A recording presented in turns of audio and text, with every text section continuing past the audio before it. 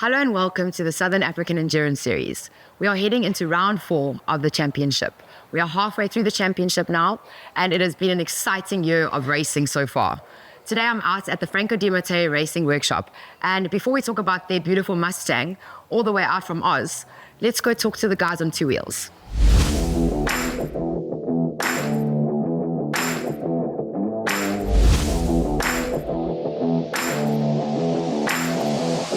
Right, so we are here with two of our competitors from the MRSSA, from the 600 SBK. We've got our current championship leader, Oratiwe Piri, followed by Troy Token, who's currently in second place.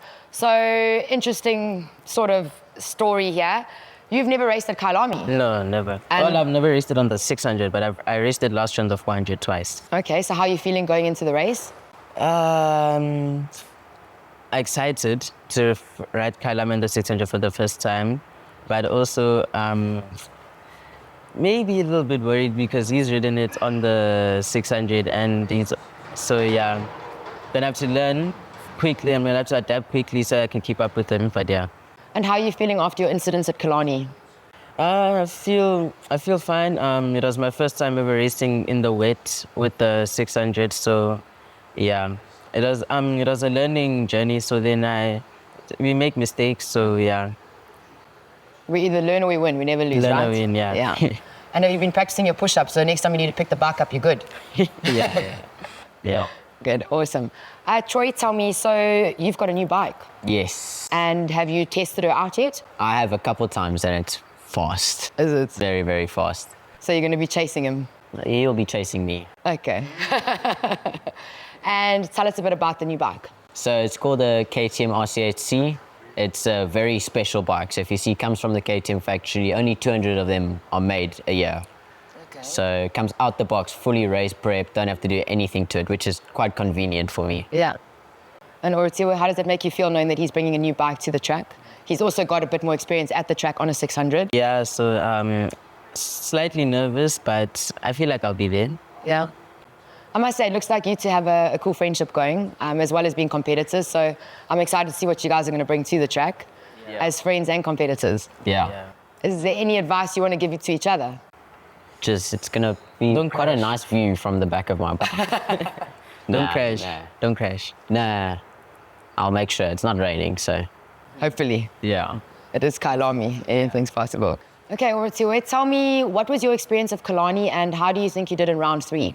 So Cape Town was very nice. So it was a very nice track. It's very flowy, fast, but it's also very bumpy. I was told it was going to be bumpy, but I wasn't expecting that when I got there. So yeah, it was very fast, bumpy. It was a nice ride. It was a very nice race. I'm disappointed that I still crashed in the wet. It was a dumb mistake. I didn't have to push that hard, but yeah, things happen. Okay. And for you, Troy, how was it racing in those sort of conditions in Kalani? It was definitely very new, very bumpy track, different track, never been there. But I've had a little bit of wet experience, so that helped quite a bit. Race 1 didn't go my way, unfortunately. Broke the bike, fixed it that afternoon. Luckily, couldn't race next day, and I could take the win because of him, unfortunately. But it was just actually quite a nice experience in the wet, something different. Yeah. And how are you guys feeling now from round 3 going into round 4?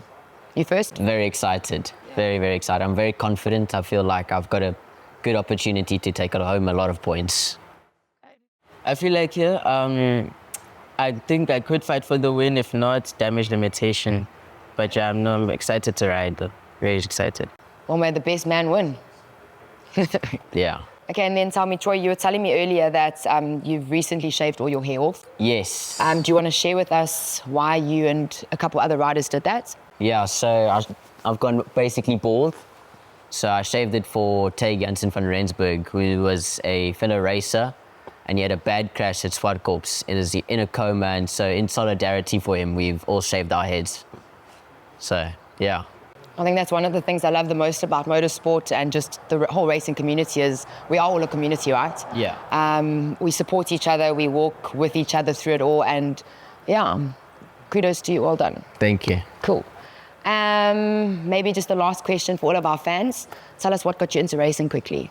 What got me into racing is my dad actually used to own a bike. So then he would always go to the track and he would sometimes bring the family. He brought me with my push bike. So then sometimes when he was about to go out, I would want to go out with him on my push bike, but obviously that wasn't allowed. So then he got me my own bike, a little pocket bike, and I started racing from there. And now here I am. And it's now 12 years later, you said? 12 years, yeah. Sure. Okay, and the man's only turning 16. So it's been a while. And you, Troy, how did you get into racing? It's a similar story. My dad's owned a motorbike dealership, and from there I've just always come with him whenever he's gone riding, and it just developed from there. Okay. And you've been racing now for 14 years? 12, 13. Years. 13, okay. Yes. Also, still a baby, sort Yeah. of. Not legal yet. Yeah, Cool. Well, listen, I wish both of you gents all the best. Keep it on the track. definitely. Keep chasing each other. Hope you guys give us a good show. And yeah, let's see who takes round 4. Okay. Cool. So for now, let's get back to Prince, who's going to interview Stradale for us.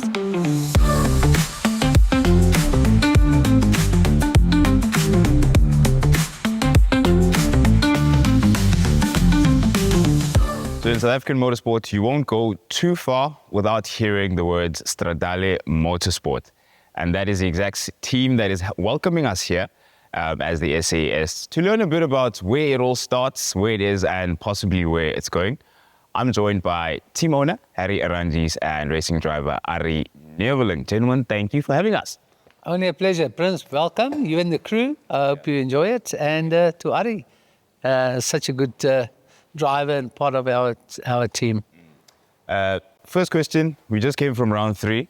Was there a sigh of relief at the end as the checkered flag came? I know it was a really, really close race and it was left down to the last lap, quite literally.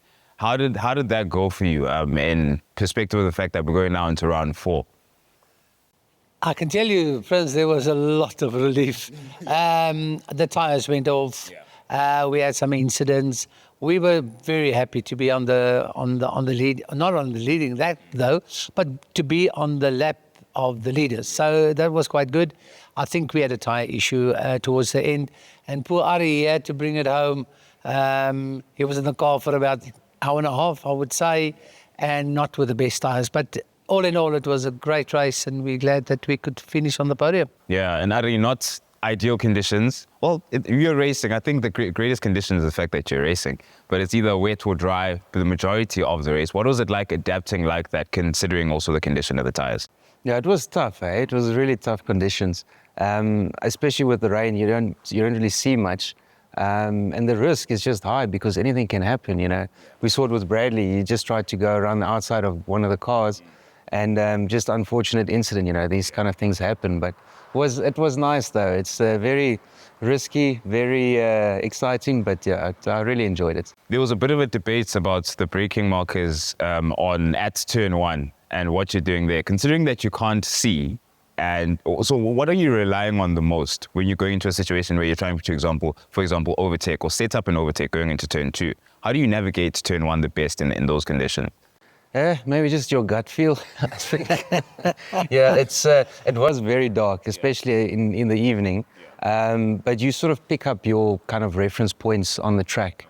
And then again, like for one lap, if you maybe go a little bit too much, you always know you can just bring it back a bit. But then sometimes the rain comes and then it stops. So then you also need to try and adjust. But I think it's just maybe a bit of experience and also a bit of luck that you need, I suppose. Fully. And on the theme of experience and history, I suppose, Harry, it'd be great to hear where this all begins. Because firstly, for me, it was a bit confusing to hear an Italian word, Stradale, and then someone's giving me the location in Val on the GPS. So Yeah. the history of the team, what is this? I can tell you that years ago when I was a youngster, the name Lancia Stradale, that was the type of car that I loved. And when we decided to start Stradale Motorsport, we had to think of a name. And the name Stradale just meant, hell, how nice would that be? At the time, we also had a 360 Ferrari that we started actually where the whole thing started. So that just fell in place, and that's where it started. Although, you know, starting with a company was more than that. A couple of years ago, before that, when Charles started racing, and that just brought us in the same place where we're now. So we're glad. And then how does it then become more than just an inner effort in the sense that you're racing, you're running your own operation, but you get the sense that it's a community that you're involved in when it comes to motorsport, and you're serving more than just your own personal interest in racing. So at which point do you then make that transition to be like a service to the motorsport community here? Well, I think it all started when Forza Racing used to do a lot of racing, Ferraris and stuff like that. And then something went wrong and they stopped doing that. And Charles said, Dad, there's maybe a chance in the market for us to start buying cars, renting them out. And I think that was the whole idea, rent cars out. And then, of course, start looking at different brands, take them to the racetrack, put them in the truck, look after them there, do the track support, that type of thing, and then bring them back to do the necessary repairs, and then we're ready for the next race. So that's where the whole thing developed from there. Okay. I can imagine your ability to run an operation becomes even sharper because you're doing it like times 10 or times the amount of customers you have.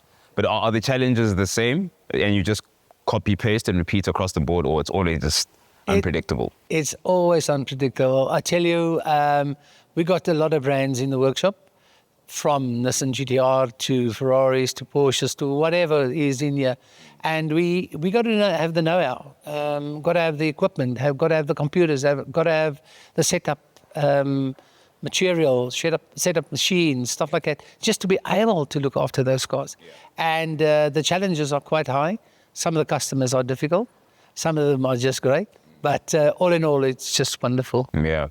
And the relationship with the international parts suppliers and fabricators and all of that, how does that work? Because it's a South African brand and sport that you have, that you're supporting. So how do you bridge that gap with suppliers and maybe minimize delays possibly in shipping and all of that? How does that work?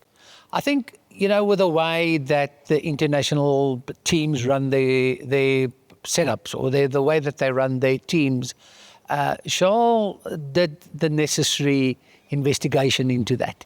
So, like the big names, like there's a lot of big names in motorsport, like Emil Frey, whatever. There's a lot of them. But, we get in contact with them, he speaks to them, and they're very willing to help. And as it was in 2019, when the first 9 hours started with the GT cars, we met a lot of the people from Mercedes, from Lamborghini, and they are always willing to help. And this is why I think the footprint is there. And in South Africa, this can grow so much. But of course, we need the input from the South African point of view, or point of people that must be more, or got to be more interested in this racing. But of course, it's expensive. We all know that. Yeah, 100%. But you are creating opportunities, of course, for racing drivers. Of course, Ari has shown his talent over the years, from karting all the way into main circuit. And now Ryan Nykel, of course, is going to be joining the fray going into round 4. So how did that come about, and what's the approach going into it? Because I know Ryan is also a very versatile racing driver, driven a lot of the brands that I see here, actually. So jumping into the Audi with Ari, of course, what's the approach going into round 4? No, actually, so he's going to be with Bradley in the car. Yeah, Bradley. Bradley. He's going to be with Bradley in the car. Yeah.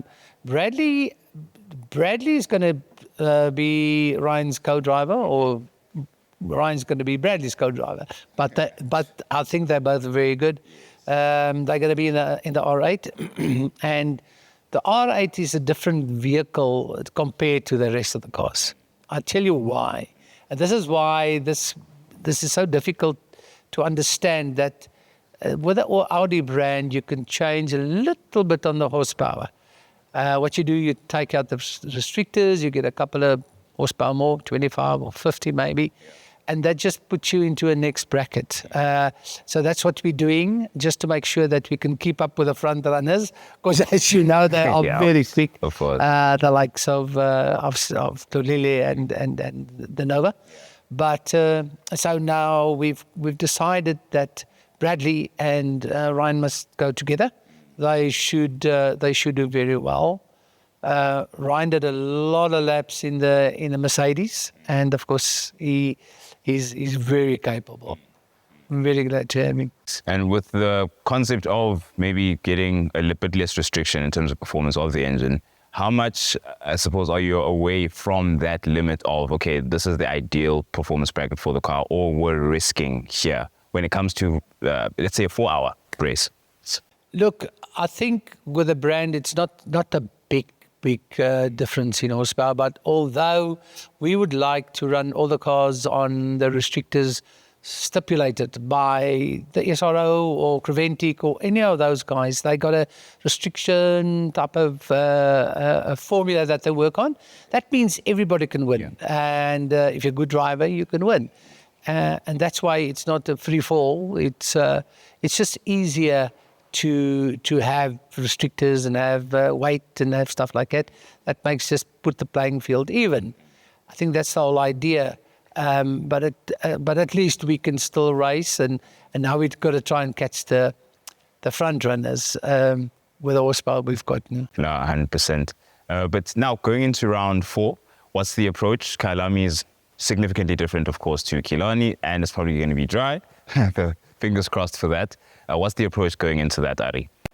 I think from the team's point of view, we just want a nice, clean race, for the customers. Pace, we know that maybe we'll be a little bit on the back foot, but we also know in a 4-hour pace is not everything. It's such a big team effort, you have to have the right strategy. You also need a bit of luck in the race.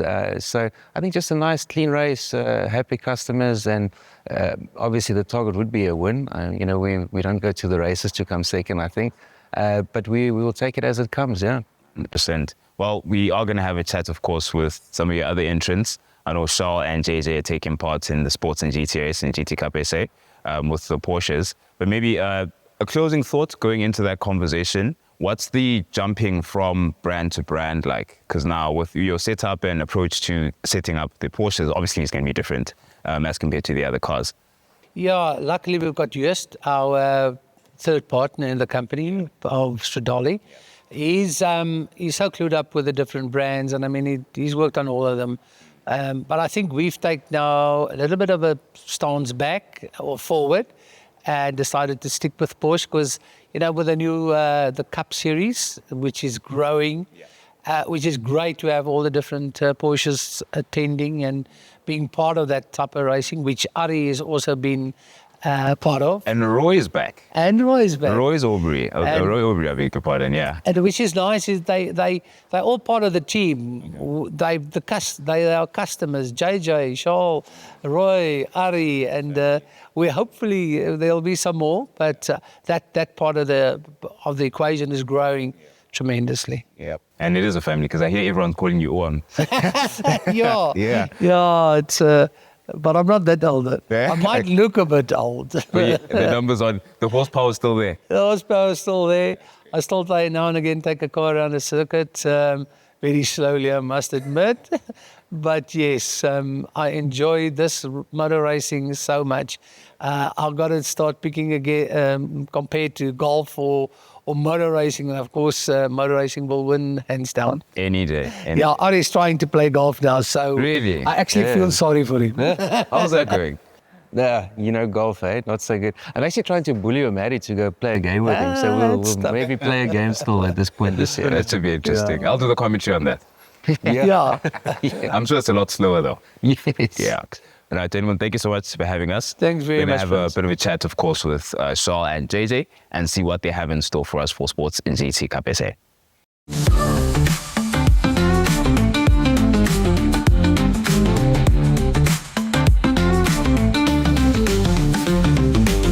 Charles, JJ, thank you for joining us today.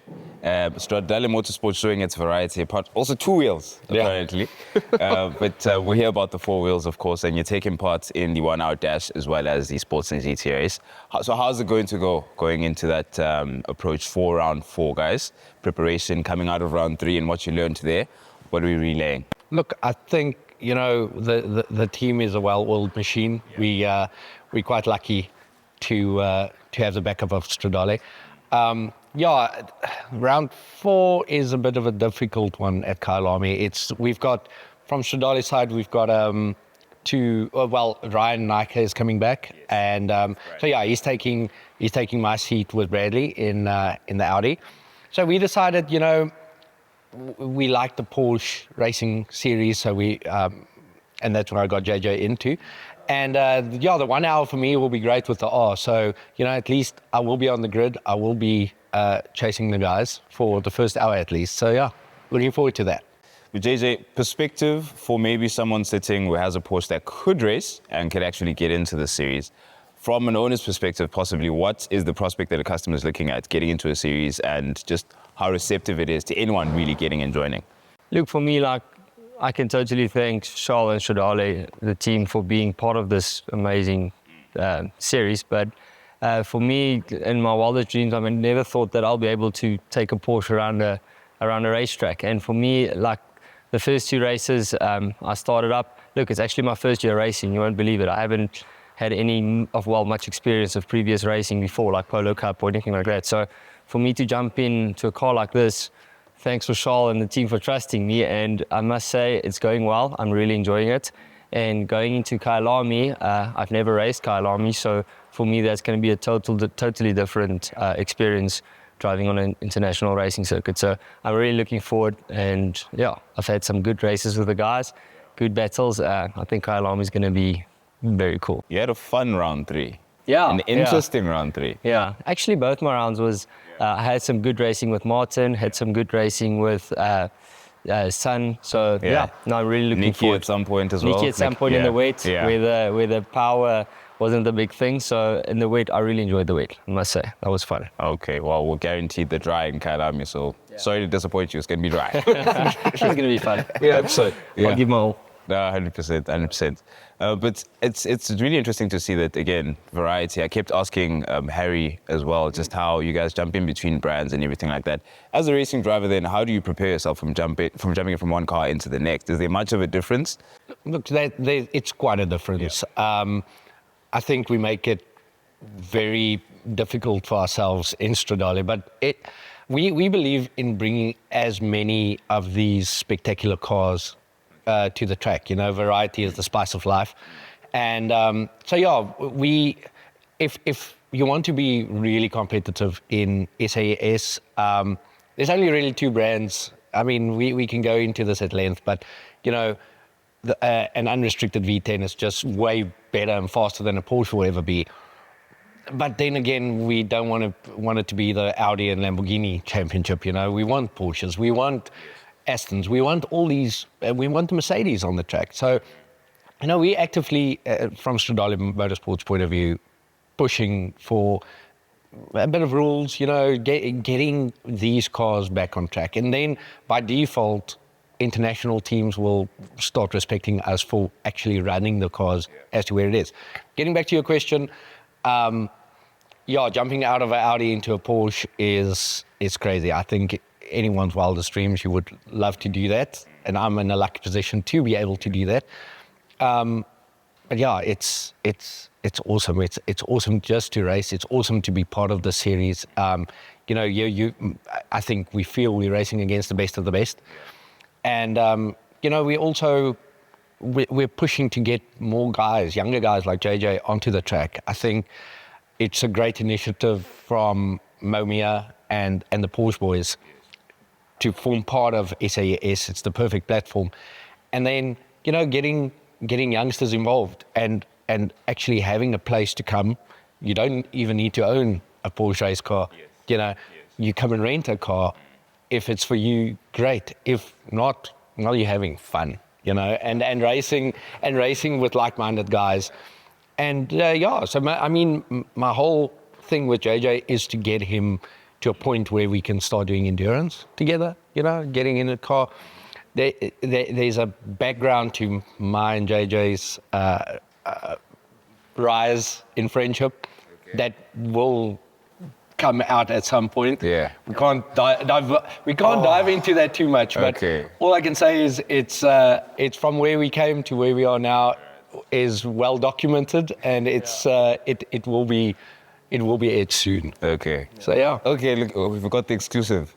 Are you promising me the exclusive? No, well, you can always come and do a bit of a interview afterwards, but yeah, it's you'll see. It's exciting. That's all I can say. Yeah. Okay, great. I enjoy the fact that you guys constantly have a grin on your faces when it comes to the grid and just being overall in that environment. As I say, like a few months back, last year, this time, I never thought that I'll be racing in the Porsche Cup Series. And if it wasn't for Charles and the team, that wouldn't have happened. A year back, we didn't even know each other. Like, we knew of each other, but we didn't know each other. Yeah. And now we're friends. Very good friends. Yeah. Incredible. So, yeah. Incredible. That's great to hear. But you do say, since, a year back you were doing something totally different and you weren't on main circuit racing. So now, do you add sim sort of preparation to your I'm going to be honest with you, regime? like one of my other good friends has got a sim. I don't have a sim myself. I've been on the sim once or twice around Kailami. So I know the track a bit, but I'll definitely maybe go and spend some time in the next week or two, sit in the sim, just get the feel of it. But I don't think it's the same. I mean, the feeling you get in the car and the feeling you get on a sim, it's totally different. And talking about the feeling in the Porsche, to be honest, I knew it's nice. I mean, I drive fast cars quite often in what I do, but driving a race car, a racing Porsche, it's something honestly I can't explain. And that when that just bit me, I don't think I'll ever get out of it. I really like it. I'm sorry. Oh, word. There's a cheeky crew there later. I knew it was his fault. I'm sorry. Yeah, you got me into it. Yeah. No, it's great to see. And I enjoy my conversations with you because it's also an indirect clarion call to whoever's watching and sort of on the outside try to look in to see what it's like to actually be committed. There is an actual community that's ready to receive someone who doesn't necessarily have to own, like you're saying, No. but you actually could enjoy motorsports. We currently encourage non-ownership. To be quite honest, it's a perfect platform for guys that come. Let us teach you how to drive. Point number one. You heard from Ari. I mean, he's our instructor. So we teach you from basics all the way to data analysis and how to drive a car and how to drive it good. You rent a car from us. You enjoy yourself. It's arrive and drive. Arrive at the track. Race, get in your car and go home. You know, no worries, nothing. The big thing is like, I don't know, from not coming from a racing background, I mean, I used to race bikes and that, but it's not the same thing. Having a team to support, I don't know how the setup works. I don't know how this, there's a lot of stuff I don't know, which Ari and the team and all of them helps a lot with. I mean, if it wasn't for that, how would I ever be able to race? There's so much more than just jumping in the car. So for me, it's amazing to get to the track, see everyone have that good vibe and get into car and race. It's amazing. It takes a village, and I guess that's the overarching theme when it comes to SAS as well, highlighting that motorsports is also bigger than just the racing drivers themselves. There's an entire community that comes together to make it happen. But gentlemen, we really appreciate your time today, and fingers crossed and all the best going into round 4 at Kailami. For sure. Thank you.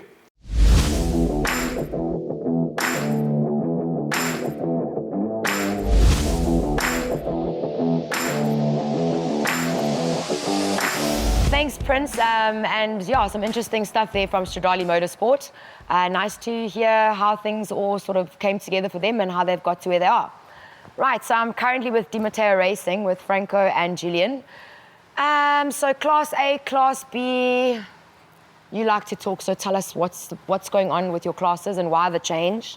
So we started the season on round 2 in Port Elizabeth at Scribante Circuit, and we got put into Class A. We didn't have any reference to go off at that point. So, entering in A, I think we ran decent, but, the car just wasn't up to pace to run with the D-restricted GT3s and LMP cars. So Franco and Eric did have a discussion going into round 3 in Killarney that we were going to try out a Class B to run against the GT4s and any Cup cars, preferably 992, 991 if they did enter. That's why I discussed earlier, in the back with the Henk Lattekan car.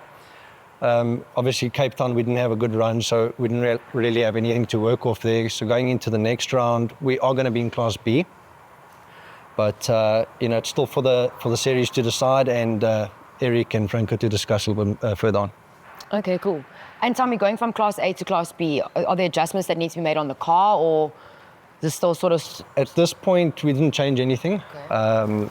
I think the pace fell right in the middle, where we wanted to. Also, the driver pace, across the board for the three of us, it did land us in Class B quite comfortably. And I think, we were on good competition grounds with the Giancarlo car. Right now it's still, in But up in the air. Up in there. Yeah. Yeah. Okay, well, good strategy. Okay, so let's talk the car, because I mean, everyone is raving about this Mustang. It's absolutely beautiful. It's all the way from Oz, like its owner.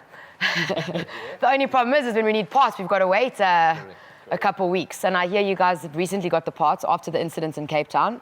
So you guys have 2 weeks to get this car in ship-shape order. Franco, how is this going to work? Look, it's a bit of a mission because, I mean, the car is new to all of us. And getting the parts, I mean, we gave the parts, a list of parts to Romano the week that we had the accident, and said to Romano, please, I need the spares urgently. And the spares only arrived Thursday. Yeah. Thursday, yeah.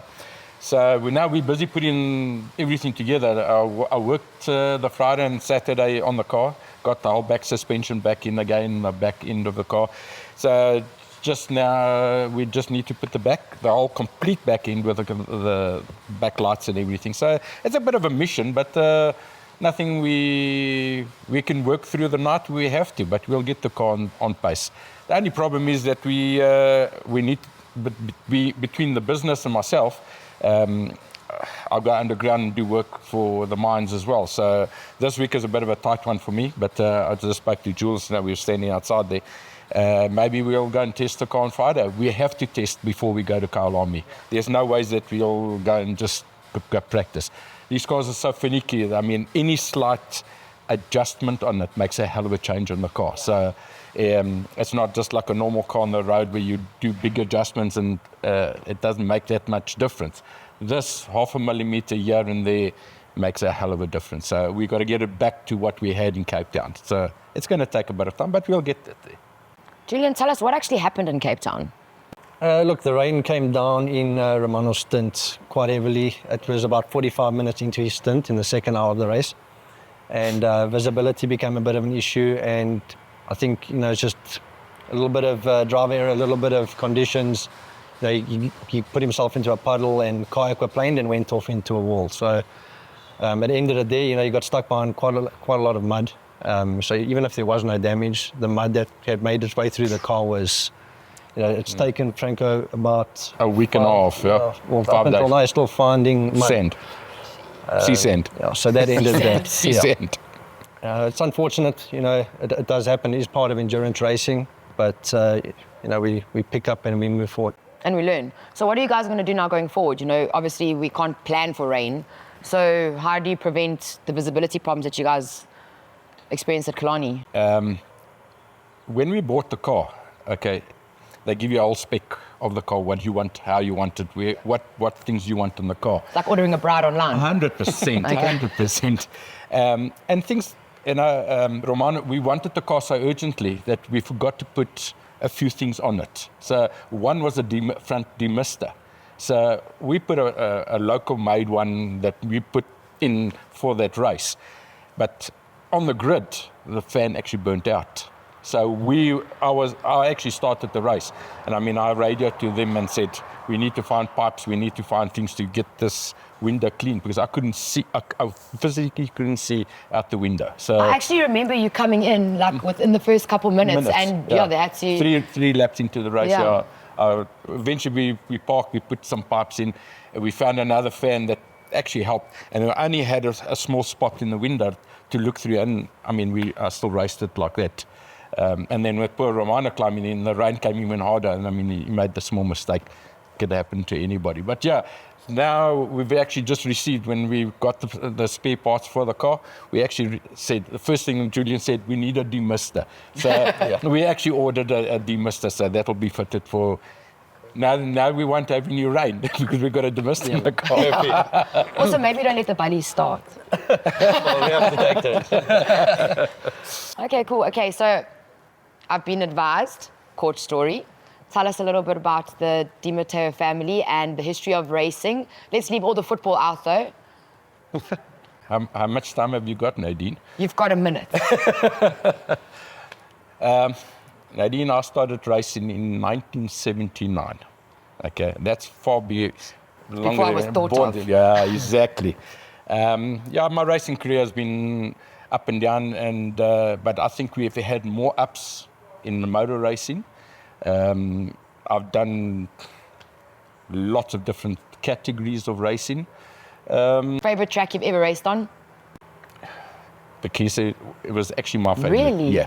Okay. Bekisa, in the last 10 years, I think there was one guy that actually ever beat me on that track. Yeah, I've just enjoyed that. I just love that, the circuit, the flow of the circuit. Kalami's nice. I mean, it's an FIA approved, but Bekisa has been one of my favorites. Yeah. With the Alphas, it's always been a challenging track, high speed. So, yeah, the old circuit and the new circuit, because I've raced on both, the old one and the new one. And they were both, Bekisa's just been one of those favorite circuits. Yeah, and, you know, I've done hill climbs where we won our classes. I've been overseas a few times to race legends. Myself and Devin Robinson won the world finals as team, finished third in the world. So, yeah, I've done, like I say, there's not enough time to explain everything I've done in motor racing, but I was just telling Julian, we're busy moving houses, and it's funny how many trophies I actually started packing. So far I've counted over 300 trophies. Sure. And I mean, we were just saying, some guys have been racing for years and they haven't got one. So, yeah. Who got you into it? Myself. Yourself? So not your dad or family or... My dad, we came from a very poor family, so my dad had to work, and he was always against it in motor racing. You know, don't waste your money, don't waste. But I've always enjoyed preparing things and getting them to go faster. Lawnmowers, cars, bikes. Anything with the engine. An engine. I made them go. I used to modify all the bikes at school, you know, those days. My little car, I had a first little car, I mean, I modified it. You know, I used to go race in the streets. That's how it all started. And then when the guys say, yeah, but you'll never make it there, then the challenge came. And then I started really making things, yeah, and that's it, yeah. And in the V8s, it took me 10 years to beat Sarel van der Merwe and those boys. I mean, I had no money. I had to do what I had to do in motorsport. And that has been my longest career, 29 years now of V8s. I've been the longest racing V8 competitor.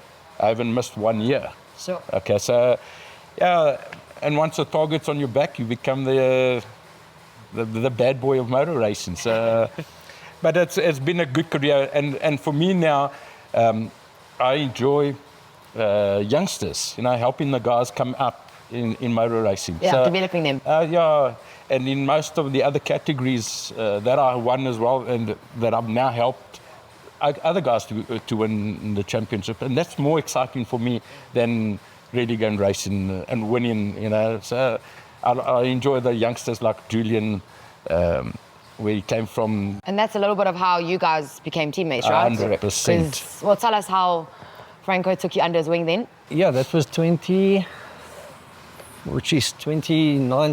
Yeah. I joined the V8. Okay. And I soon joined Franco's stable. And he took us in, and you know, he sat us down. He says, "This is how you have to do it if you want to win." You know, he cut 20 years of school fees and learning curves out of it for us. So you know, we're forever appreciative on that. And in 2024, we won the championship. 23 won championship, and the year before that was second in the championship. So, you know, it was a good build up towards it. You know, Franco backed us the whole way. There was an insane amount of prep, every race, year round. You know, I always say to him, it's 8 rounds a year, but it's 365 days of work to get it. And yeah, so since then, and you know, we also mixed it up in the backdrafts a few times. You know, thank you to Tony and Brian. I remember Martin. that. They've given us endless opportunity, you know, to go and run the backdrafts. And Franco actually had his car for, I think it was 2-3 years. 3 years, yeah. And developed that, you know, with myself and 2 other drivers. And you know, so we've dipped our feet in a bit of different series, and we've raced together. He's been good to me. So you know.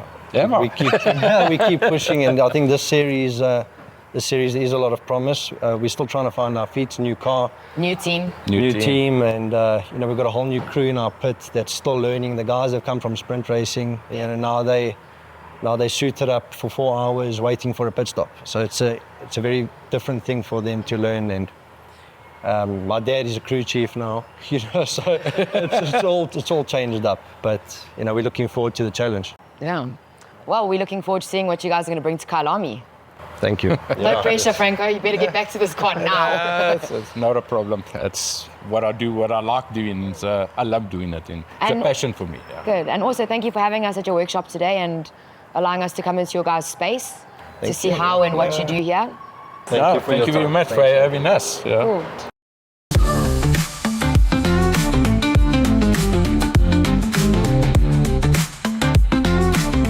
Okay, well, I mean, that was a really fun and interesting day out, spending time getting to know some of the two-wheel drivers as well as the four-wheel drivers in the different categories and stuff. It's always nice to hear how people were inspired or how they came about or started and their history and things like that. So I hope it inspired you guys as much as it inspired me. So let's quickly talk about who's out and who's in. Just some familiar faces that we're all familiar with. Some of the young bloods coming back to show their stuff. We've got, okay, not young bloods just yet, but we've got Henk and Hein, sorry guys, from BBR taking part again in round 4. We've got Ryan Nyker, who's making a comeback in the Audi with Stradale, with Bradley Liebenberg. It's going to be a power team for the 4-hour. We've also got Charles Visser making a comeback with Rico Barlow. And Joseph Ellerine, also another young guy making his way back to the track. He'll be teaming up with Marius Jackson. And then also a series we haven't seen in quite a while, I mean, all this year, they're making a comeback with us, and that's the Silver Cup 2.0, who will be one of our support class races. So some exciting stuff. Going to see a lot of the Oaks doing push-ups again, which is always nice. So yeah, that's all from us for our pre-race show. Please follow us on all of our social media channels, Instagram, Facebook, and remember to subscribe to our YouTube channel to stay up to date with all the latest information. Remember to download our app. On the app, you can see who's entered, every event that will be coming up, past events, standings, and everything you basically need to know about the SES. We will see you at Kyalami Racetrack on the 25th and 26th of July. See you then.